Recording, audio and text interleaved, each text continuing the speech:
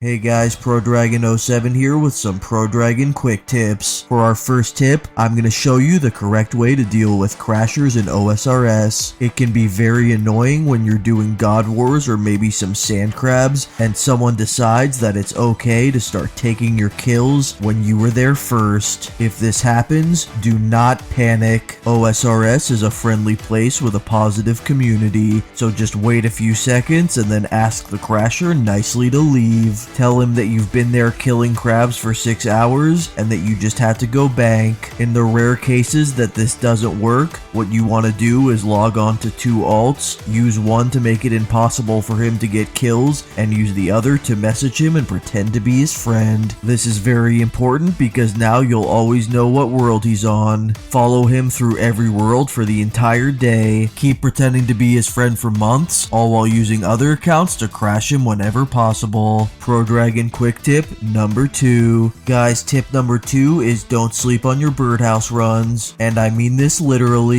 Set alarms that go off every 50 minutes when you're in bed, and then wake up and do birdhouse runs. Make sure to do the same thing at work. Go into the bathroom every 50 minutes and do a birdhouse run on OSRS mobile. If anyone questions you, just say you have to go throw up. You might wonder if it's worth compromising your health and job performance to get these runs in, and the answer is yes. No shit, of course it is. It will be good for your mental health to do this because you'll know that you aren't leaving any money or XP on the table. You might not know this, but you are suffering from severe depression. The reason for this being that you aren't living up to your full potential. The only way to cure this depression is to stop wasting XP and also buy ProDragon merch. ProDragon quick tip number 3. Set aside at minimum 2 hours a day to talking in various friends chat channels and giving advice to noobs. The reason you are doing this is of course not for them, you're doing it for yourself. Showing new players how knowledgeable about the game you are will give you the confidence you need to take your skills to the next level. This is a very delicate process that will have to be handled with great care. You want to be as condescending as possible when giving advice without being overtly aggressive. Make sure to watch the chat channel like a hawk, looking for any chance to interject your own opinions into the conversation. If someone asks a question about the game, your goal is not to give them a good answer. Instead, you want to focus on making them feel as stupid as possible. Your objective is to cultivate an atmosphere where people are afraid of asking for advice because they know they will get the most annoying response imaginable. And of course, you will be the one providing that response. You should always be present in chat. Make sure to stay logged in 18 hours a day at minimum. You want to establish a reputation of policing the way other people play the game. ProDragon quick tip